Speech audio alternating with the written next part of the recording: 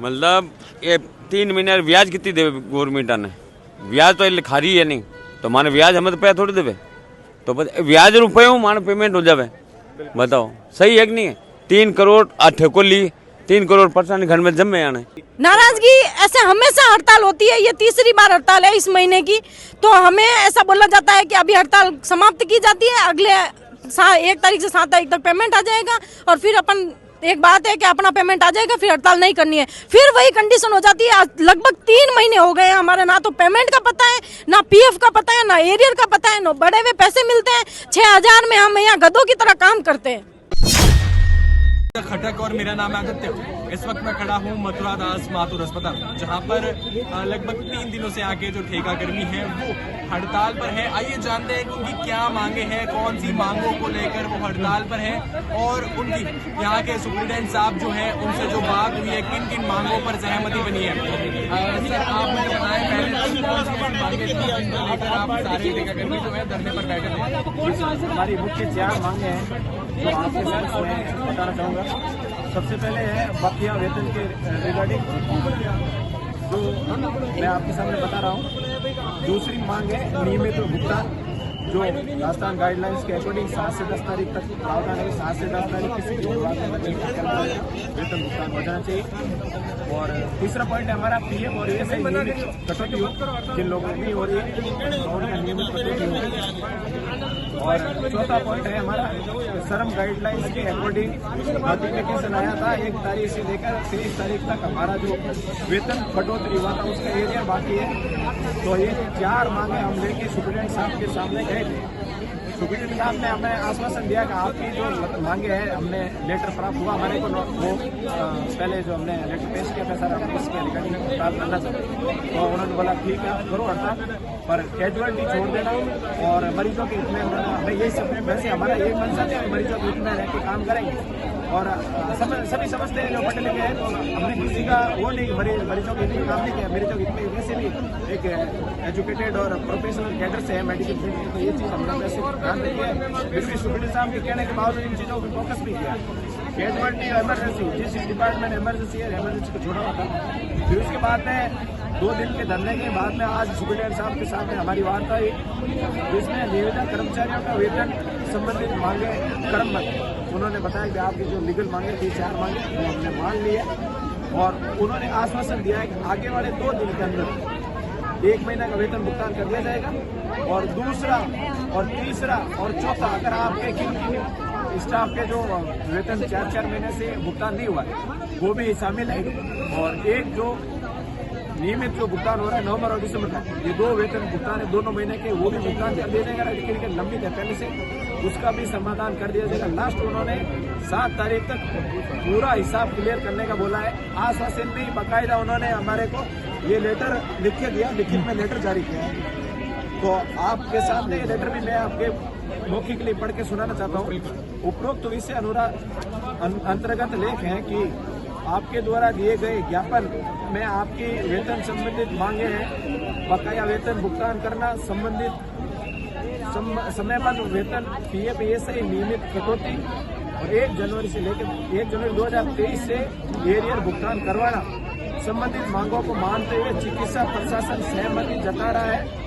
उसके उक्त मांगों की पूर्ति हेतु संबंधित ठेका फर्म को नियमित वेतन भुगतान करने पर पाबंद करेगी। ये उन्होंने बाकायदा लिखित में लेटर हमारे को दिया है।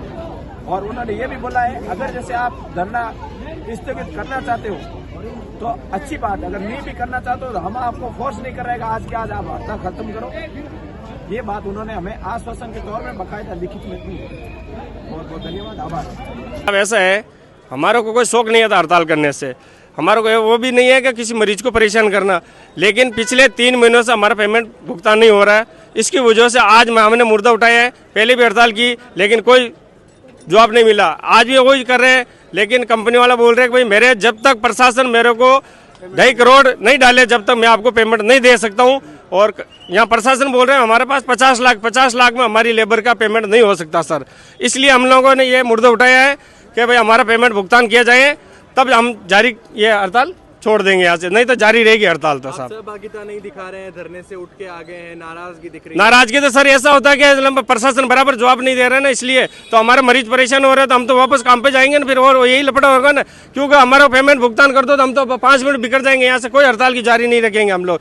आज 15 साल से नौकरी कर रहे हैं तो हम लोग समझते हैं, सबकी समस्या समझ रहे हैं, कितने परेशान हो रहे हैं यहाँ पे मरीज। सुप्रीडेंट साहब से आदेश भी आदेश आया लेकिन अभी तक तिनका का आदेश नहीं आया साहब। मतलब ये 3 महीने ब्याज कितनी देवे गवर्नमेंट ने, ब्याज तो खा रही है नहीं, तो माने ब्याज हमें तो पैसा थोड़ी देवे, तो ब्याज रुपये माने पेमेंट हो जावे। बताओ सही है कि नहीं है? 3 करोड़ ठेको ली, 3 करोड़ परेशानी घर में जमे आने।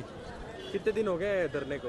धरने को तो 3 दिन ही हुआ है, और 3 महीने का वो 3 महीने हो जाएगा, पेमेंट नहीं आया। पेमेंट बाकी है। हाँ, क्या कहना चाहेंगे? मेरा नाम गुड्डी है, गुड्डी शर्मा। मैं यहाँ 10 सालों से ड्यूटी कर रही हूँ ना, हमें मतलब कंटिन्यू पेमेंट भी नहीं मिलता, टाइम टू टाइम नहीं मिलता है। 1 तारीख से 10 तारीख तक बीच में हमें पेमेंट मिल जाता है ना, तो हमारे बच्चों की मतलब केयर अच्छे से हो जाती है। हम इसलिए यहाँ ड्यूटी करते हैं, ठीक है। मैं महिला अकेली हूँ, मेरे घर में कमाने वाली अकेली हूँ, इनके घर में कमाने वाली ये अकेले हैं, इनके बच्चे भी नहीं हैं, और प्लस इनके हस्बैंड को मतलब कैंसर की बीमारी है, और 3 महीने पेमेंट नहीं आता है, तो हम घर वाले क्या करेंगे? हमारे बच्चे क्या खाएंगे? अभी सुप्रीडेंट साहब से बात हुई है, आदेश जारी हुए हैं आपकी? हमें ये बार बार बोला जाता है हड़ताल करो, फिर हड़ताल होती है, फिर ये जानबूझ के मतलब कुछ ना कुछ लोग बिक जाते हैं इसके अंदर, और फिर हमें इस मतलब मुद्दे का ना वो बना दिया जाता है, हमारे साथ शोषण हो रहा है, जैसे कि भाई पेमेंट टाइम पे नहीं आता है।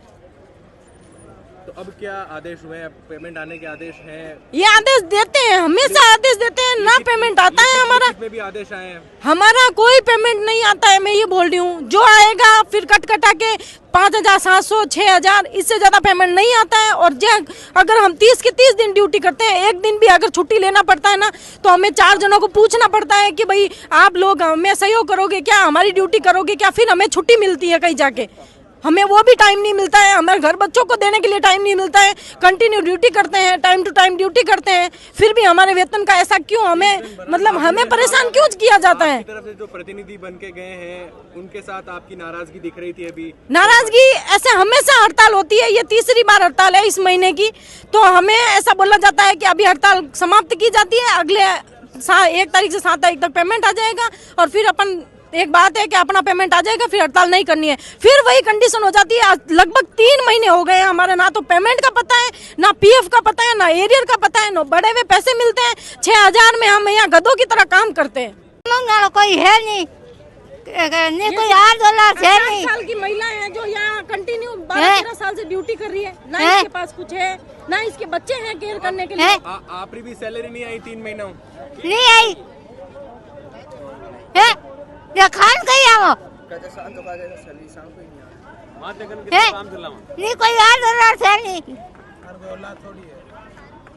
तो बीमार पड़ गया, खान कहीं आओ।